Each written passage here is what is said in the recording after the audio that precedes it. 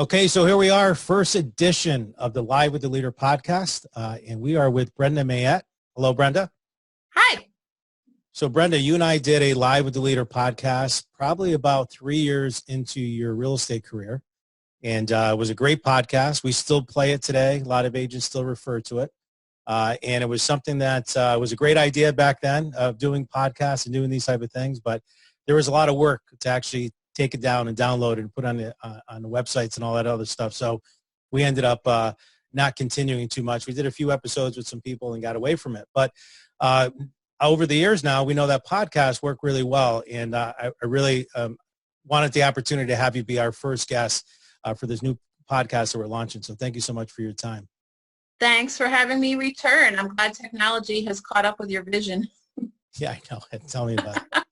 Well, we have there's a lot of questions that are out there and with podcasting, trying to find out who people are, where they are. And you've just done so much with real estate. And I really wanted to start off this podcast about you just sharing a little bit about your background as to where you came from and, how you even got into the real estate business. So professionally, I actually started off in the healthcare industry. I have a Bachelor's of Science degree in nutrition from good old Russell Sage College in Troy.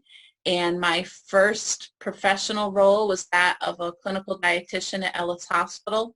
Fast forward, I moved to Bellevue Women's Hospital, where I became the Director of Nutrition Services and Purchasing and Receiving. When Ellis and Bellevue merged, I lost my position. I then went to work for the American Heart Association as their Director of Medical Education, and when the first quarter of 2009 hit, I lost my position. So from October of 2007, first layoff, March 2009, the second layoff. So I had always had real estate in the back of my mind as being something I would like to try someday. Doesn't everybody? Yeah, totally. First thing they get to. Exactly. It's easy, right? Yep. So when I was not finding a position that allowed me to at least stay the same or move forward from a position perspective, I had an aha moment one day. And I'm like, you know what? It's time to take matters into my own hands and drive my own success. And I pursued my real estate license. Well, you've done a great job with it. And I know early on, you had some struggles when you first started. I actually even questioned yourself whether or not real estate was the right profession for you. Maybe you can go back to those days.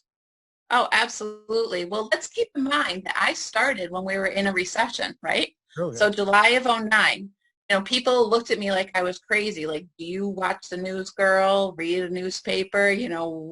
Where's your thought process here?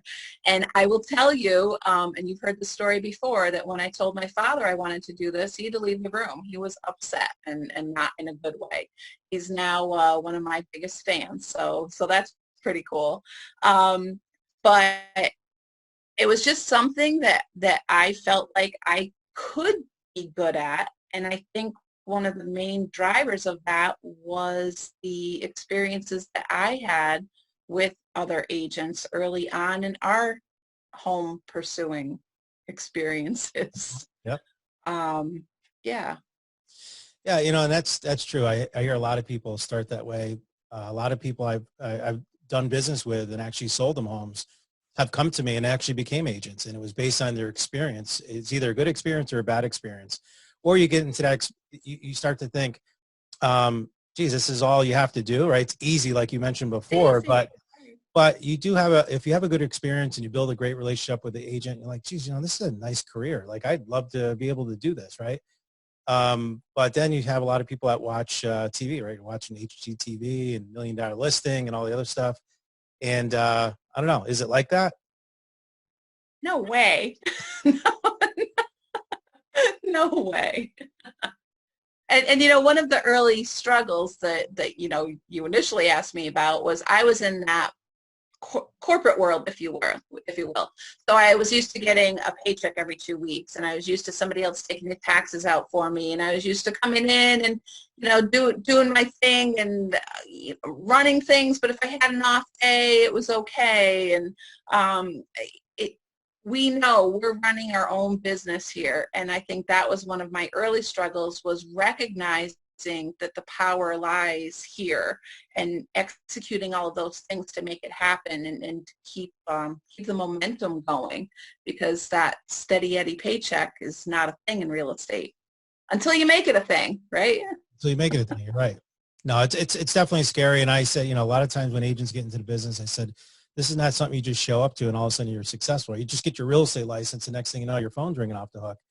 Right. You have to definitely build that up. So, this podcast is going to be going out to experienced agents, going to be going out to agents that have been in the business, 20, 30 years, maybe even more. But it's also going to be reaching out to some newer agents just coming into the business that may be struggling on a day-to-day basis on getting through what they need to get through to be successful. And that first 6 months and going into that year, I know is so critical, but what advice would you give, let's just say a new agent coming into the business today? What are some different things that you would advise them to do to get their business going? Find a broker who is committed to training, right? Yep. Get a mentor within that realm so that you can have that one-on-one hand-holding, which is so imperative to knowledge and success in the beginning. Have realistic expectations. If you're going into this because you're an HGTV fan, not to totally bust on that channel, but that's not the reason to do it. Have coffee with a few different agents and learn what the real life of an agent is like.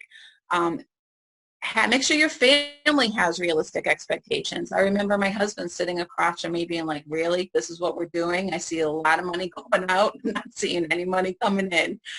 So really doing your due diligence, just like we encourage our clients to during the course of a home purchase. Do your own due diligence to make sure that there are attributes within this career that will fit with you and you can work with until your business does get more established. That's a great point. Definitely great advice about actually, success leaves clues. So who you hang around with and who you talk to and who you look for mentorship. I know that in the brokerage world that we're in, I know the three things that we really focus on what agents want. They want leads, they want support, and number three, they want training, right? If you don't have training, everyone says they have training until you get there, then you figure out, okay, reading a manual is not going to give me any training. I need that firsthand experience. I need that accountability type meetings that we run in our course and also have that training that is structured not only on doing paperwork and running through all the things that you have to do on a checklist to do a listing, but all the other things that come through it with financial and how to get the best return on investment on marketing and all the other things that they don't tell you about in real estate school, right? Oh, absolutely. So if you had to, I don't know, pinpoint an early on struggle that you had, say in your first year, what would you say that one thing that you really struggled with that if knowing now if you knew what you know now versus what you knew then, would have made it easier for you coming into the real estate business? My initial response to that is I wish I relaxed a little bit. But at the same time, I know that the fact that I was not relaxed is what continued to drive me. So there's a blessing and a curse there.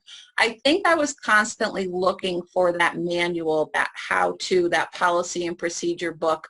My science brain wanted the black and white. Okay, look this up. Here's how you do this. And we know that no matter how long we're in this business, we come across situations that we continuously learn from and take little nuggets away to add to our toolbox for the next transaction and the next time we're faced with that challenge. So I guess relax a little bit, but no. It's funny. I remember when you first started that first 6 months, and I always use that story. We were doing Brian Buffini training. And, we talked about making sure that you stay consistent on the activities that you do, right? So personal notes, making phone calls, adding people to your database, all the basic things that we all know about. And you were doing all those things and you were doing open house. I mean, you're doing everything that you can get your hands on.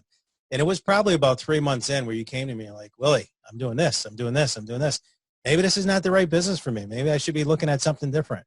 And right. I think, your husband even was kind of poking you around and saying, is this really what we're going to be faced with, right? Yeah. But then what started happening is that what you did and the work that you did, we always say that, right? We can't control the results that you get, but you can control the activities. And those activities, as long as you were consistent, as long as you were doing them, were eventually going to pay off.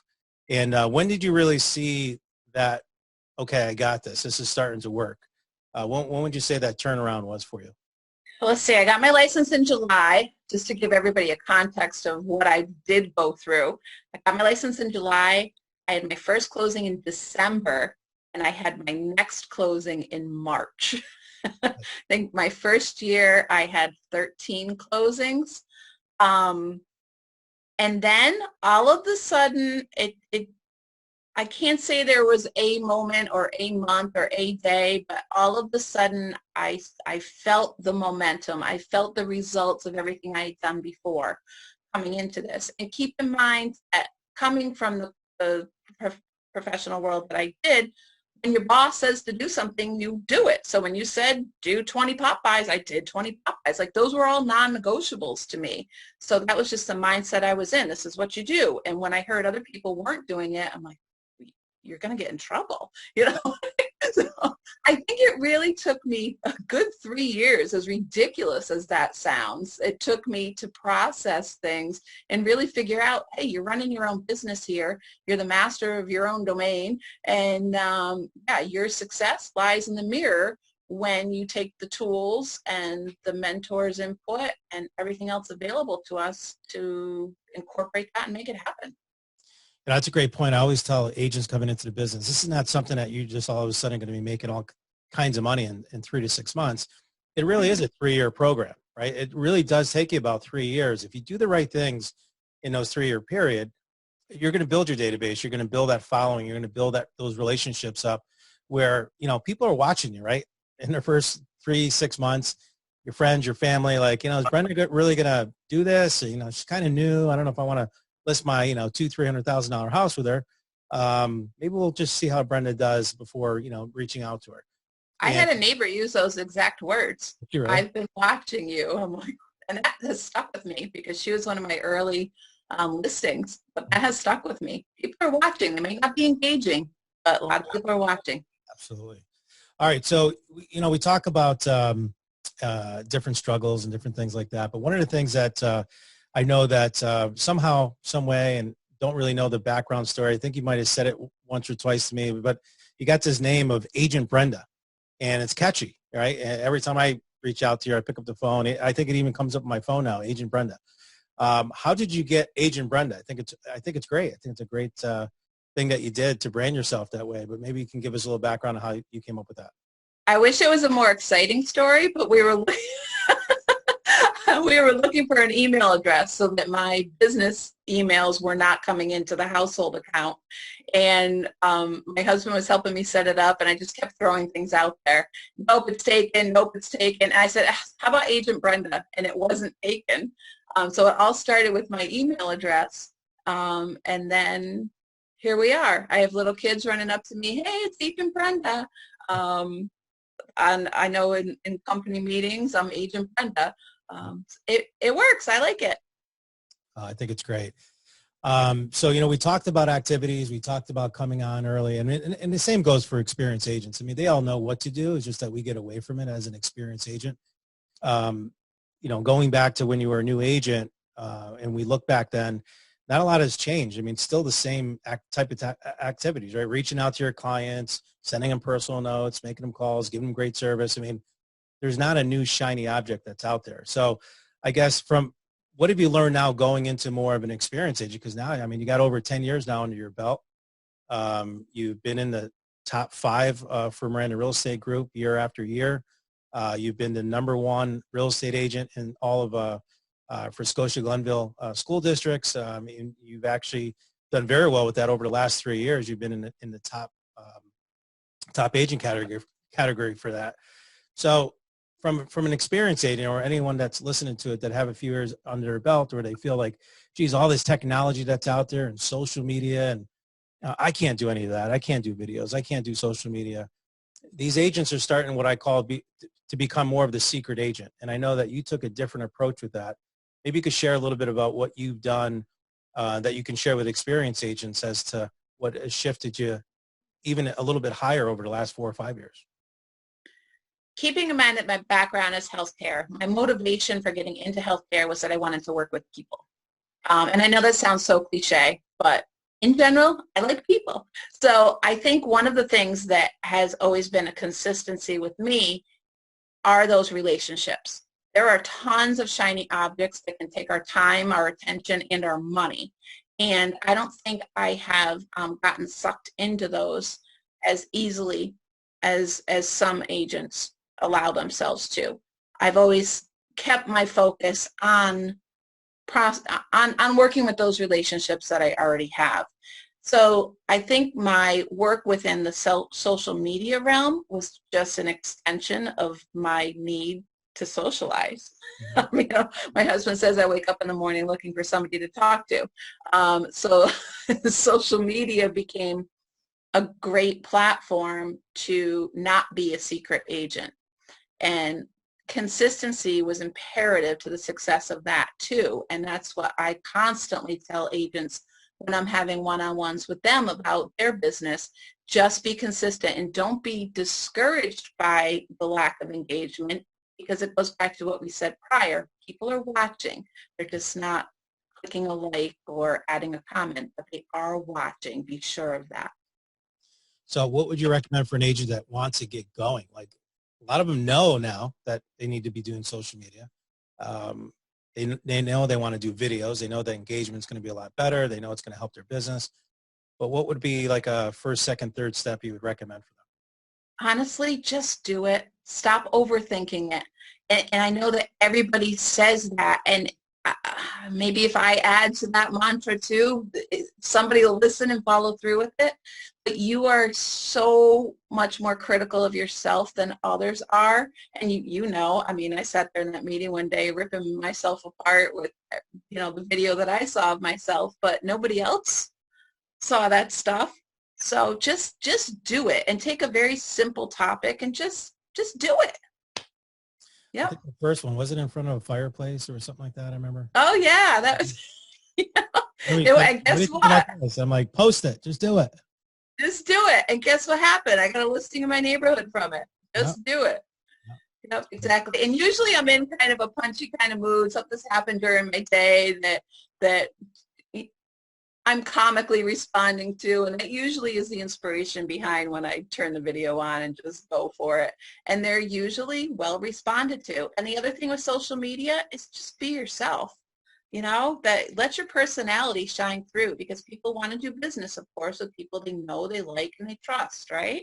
Yeah. So let your personality shine through. I could get up there with charts and graphs and data and all of this stuff. The more I do that, the less engagement I see on my social media sites. The more I'm just Agent Brenda telling a story about life as Agent Brenda and my clients realizing their success, the more engagement I get. Well, that's great. You know, you mentioned before about coming from the corporate background and how, you know, you go in at 9 o'clock, you take a break, you take a lunch, you know, you leave at 5 o'clock, you get a paycheck every 2 weeks. Well, that doesn't happen in the real estate business. But the one thing that I feel that was a really good foundation for you is that you applied what you learned in that corporate structure from a time management standpoint and apply that to your business here. And there's so many agents that I see that they come into real estate because they want to have that flexibility, right? Not have to report to a boss and be able to be flexible on their time. But it's the flexibility that actually takes them out of the business because they don't know how to structure that, right? If they don't have any appointments going on, well, they stay in their pajamas until 11 o'clock in the morning. And that's not what's going to make you successful in real estate. So I thought maybe you could share maybe a typical day in the life of what you do on a typical day. If it was that perfect week or that perfect day, let's just say, stick to the day, as to what you actually do in your day to be as productive as possible. Okay, I am a list maker, whether it's at work or it's outside of work. I am a list maker. So the night before, I have my clipboard that has the to-do list that I've established that also includes people that need to get personal notes from me, telephone calls I need to make, and other things to tend to my family's needs too. But it's all on that one piece of paper. So when I get up in the morning, my day is already planned. My morning routine is pretty set in stone. I check Facebook. Facebook, see what's happening in people's worlds, wish them happy birthdays. There are a couple of lead generation sites that I'll visit for a little bit. I have my coffee, have my orange juice, and I'm up at my desk, usually between 7 and 7:30. I tend to shut things down, I'm going to say by 7 o'clock at night. Usually prior to that, but between like 5 and 7, that's when I might be keeping an eye on emails and text messages and stuff. But after 7 p.m., I'm not looking at emails. They'll be there in the next morning. And very rarely will I be texting with a client after that time. On the weekends, we all know that there are certain seasons where, you know, you have to, what's the saying? Make hay when the sun shines. I do tend to, if I work Saturday, I won't work Sunday, or vice versa. To put it in the context of my family, I have 2 daughters. I went into this business when one was in 2nd grade and one is in 7th grade. And I have a husband who also has a full-time career. My daughters have always been athletes through high school and college. And yes, I've had the flexibility to be there. Like my eldest said, she goes, there's no way you would have been at all of my games like you were if you weren't in real estate. Now, that often meant I was on the phone for the 3 hours out to that game and the 3 hours back. And at high school softball banquets, there was always a picture of me leaning against the tree on the phone. But that's what we do for that flexibility, right? Right. True. Been there. Yep, exactly. Yeah, it is true. I mean, you know, like you said, the flexibility of it, if you could structure it and you can have a great balance. But, you know, even myself, I always give stories about being there at, you know, even when my daughter was in kindergarten and having those little Halloween parties and or those parades. You'd only see them for like 3 seconds walking by, but the fact that you made eye contact, you know, with your child meant a lot to them and is priceless. And I wouldn't have been able to do that either, not being in this business. But you balance it out, and I think, you know, we put certain stops. I mean, there's certain things that, you know, no phone at the dinner table, and you know, you want to make sure that when you come home, you're home, type of thing. But I think our family does realize that when they need us and they want us there, we're going to be there for them, no matter what. Exactly. I would rather be home and be there than not be there at all, working somewhere 10, 12 hours a day. So real estate does have, I'm sorry, go ahead. I think during the course of the past 2 years, I've allowed myself to set more boundaries in terms of letting work in, because I can, it does take a toll on our families. And when we get into this business, we do have to realize that our families are getting into this business too. So if we're traveling somewhere, I do try to limit the calls, because that can be very annoying, hearing me on real estate calls while we're supposed to be going to a family event.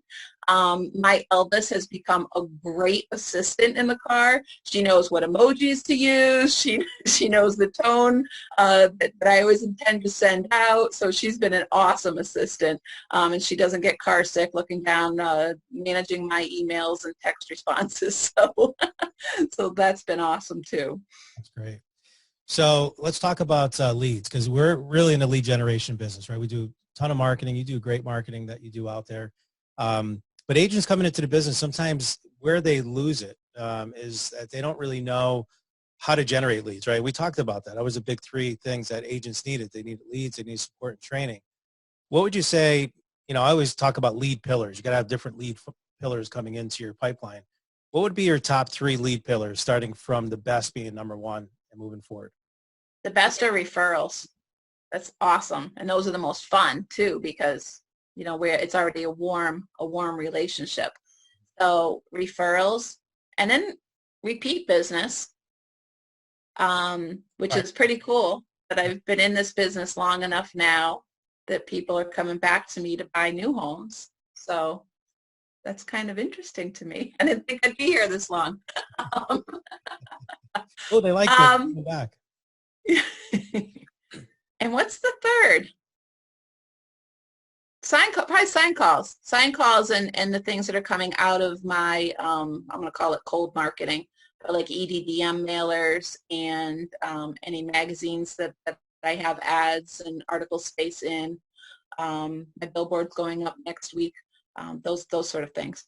Yep. So sign calls, repeat biz, and COI. And that's great. Like you said, you get those leads, they come in, you do a great job with them. But with that, there are a lot of agents that have gotten leads from open houses, they got leads from the internet, and they're not as successful. And I think the big key here is that lead conversion is lacking, and you do a great job with lead conversion. Just maybe go over a couple different things on what you do on lead follow-up. The two biggest things I pride myself on are education and communication. Real estate is so familiar. I mean, everybody knows how to be an agent, right? Again, back to busting on HGTV. But few people really, when you sit down and talk to them, few people truly understand how it all works. So that education piece, and then the follow-up in terms of communication. Doing what you say you're going to do. If you're at a meeting with somebody and you say, you'll hear from me by Friday with that data, make sure that you do it. Sending the personal notes, making the phone calls, checking in with them on social media. Just in the beginning, just developing that relationship. And then, I guess, I hate to say dancing the dance, but you're getting to know each other and how much follow-up they need from you, what type of follow-up do they need from you, and making sure that you do it. We have to stay top of mind so that we're not a secret agent. We're often thinking about them a heck of a lot more than they're thinking about us. So it's our job to stay top of mind, and we need to do that in a number of different avenues. You do a great job with that, and I know you're always following up, and you actually write it down, right? You actually, when someone says something or you're going to do something, you have a system, you have a checklist, you write it down. So many agents, I say, yeah, I'll get back to that. Yeah, sure, no problem. And then they just forget.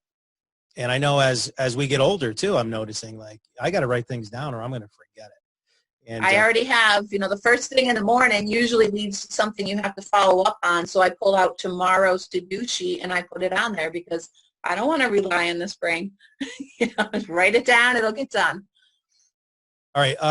Now, in this relationship business that we're in, also, not only is it relationships with our clients and our customers, obviously doing a great job for them. And once we do a great job for them, they refer us business. And I know that a ton of your, if not almost all of your business is repeat referral business. And that's great. And that means that you're doing a great job. But the other thing I notice about you, Brenda, is that over the years, any agent that I talk to, whether it's in our company or outside of our company, they always say, oh, Agent Brenda. Even I hear that from other outside agents, which is funny to hear. But what a great experience they had working with you on the other side of a transaction. What a great person you are, and how you've helped them through different things. Explain how important it is to have a great relationship with your competitors and also with the agents that you work with. Real estate is business with a lot of emotions, and those emotions are not only being experienced by our clients, but within all of the professional relationships that have come together for that one transaction also. So I think, again, education and communication. So we might be dealing with a brand new agent who has never dealt with an inspection issue before, or we might be dealing with a really seasoned agent who doesn't understand maybe some of the technology involved, or has been in the business for so long they kind of forgot what we're all working toward. So I think that's important, is to keep in mind what we all are working toward. And I will say to my clients at the beginning, the stress level of your transaction will be dependent upon who we get together in the sandbox. And it is my job to help manage those emotions within all of us. And that means being cognizant of when to pick up the phone and talk to another agent, because we know sometimes email and text cannot serve us well when somebody might hear a tone that wasn't intended, that, when we send a message. So just be nice. Just be nice to be the professional that we're supposed to be. And, it's all about do the right thing for the right reasons and make everybody's goal a reality. That's great advice. You're right. Just be nice. I mean, there's no reason to get into a fighting match on text or through email, because the tone is not there, right? You don't really see the tonality of that. And there's been a lot of times that I've seen that where something's come back a little short or maybe a little bit sounded rude in a text, but then when you call them, it wasn't really that way at all. And I think that text and technology and all that's great, but sometimes you got to pick up the phone and get some of these deals done, and you do a great job with those relationships. So looking at, I mean, it's been just over 10 years now that you've been doing this. You've done a great job. And like I said, with the number of clients and the number, it just seems like each and every year keeps growing for you. What's the next 10 years look like for you? That's a loaded question. I'm definitely going to be in real estate, so I'm here to stay.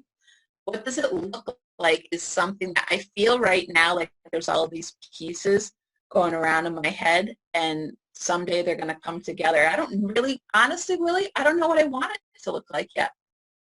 So for now, I feel like I have, the past 3 years, I found I have a great balance. I'm really happy with my production. I'm really happy with the way I'm able to handle it.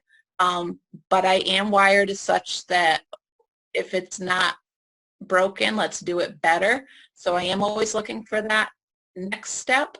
But I don't want to compromise my time, my balance, or my mental state for that. So I don't have a solid answer to that. No, I think you just hit it right on the head. That balance is so important.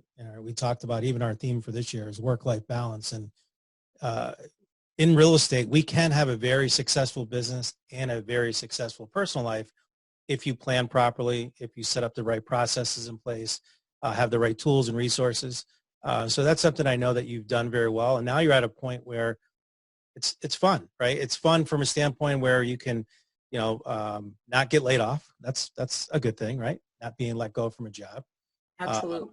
Being able to really, there's no sky to there's no limit to what you can make, right? What's the analogy I'm trying to use there? Just the sky's the limit, right? Yeah, exactly. That's where I was going with that. Yeah. But there's no floor either in this business, right? So that's one of the things that a lot of agents coming into this business need to understand, that you can be the best you can be in this business and do really well, probably a lot better than you can working a 9-to-5 job somewhere, but you gotta put the time in. You gotta, like I say, you gotta do your push-ups or it's not going to be successful. So. And I think the other piece to that, Willie, is to be careful of how much you compare yourself to others. Compare yourself only as much as it provides you positive fuel for motivation. But what is somebody's, like, I can handle 50 transactions a year on my own. I have the awesome support of our admin staff, but I don't have my own assistant. I can handle it, though. There are other people who no way could they handle that. And that's okay. And I still feel like I have great work-life balance with that. Other people can do more, and other people need to do less. So I guess stay true to yourself within all of this too, as you reflect on, where you want your business to end up. Take it from there. That's a great point. And I was going to say, in closing, I mean, that would be a great tip for anyone, new agent or an experienced agent into the business. So thank you for that. Anything else we missed? Anything else that is unique that you want to say to newer agents or an experienced agent getting into this business at all? This business is tough in that there's no instant gratification, right? But especially in the beginning. But as we continue to work it and work it and work it, every single day, you get to a point where you are blessed with those nuggets of, hey, I must be doing something right, because I got this text, I got this phone call, I got this engagement on social media. Humans give us great gifts. So I am completely and totally committed to having that relationship built business. It's those relationships that have led to my success, and I'm grateful for an awesome company like Miranda Real Estate Group to back that success for me, and gave me an awesome foundation to only grow from. So thank you, and to the team. Yes, well, thank you for doing such a great job. Thank you for sharing your time doing this podcast for me. And if someone was looking to buy or sell a home, doesn't matter, right, in the Capital District or even globally, because we we do have global affiliations throughout the world. What are some ways that they can reach out to you directly? My direct number is 518-527-0800, and my email is agentbrenda22@gmail. All right, well, great. Thank you so much again, Brenda, and thank you for everyone for listening to this podcast. Any questions you have, please go down below, scroll down, leave us a comment. Reach out to Brenda directly. She's always available. She gave you her contact information. And Brenda, thank you so much. This was great stuff, and I know it's going to help other agents out there that we deal with on a daily basis, and it's going to help them improve their business and also help them in their career. So thank you so much. Thank you, Willie. All right, bye-bye now. Bye.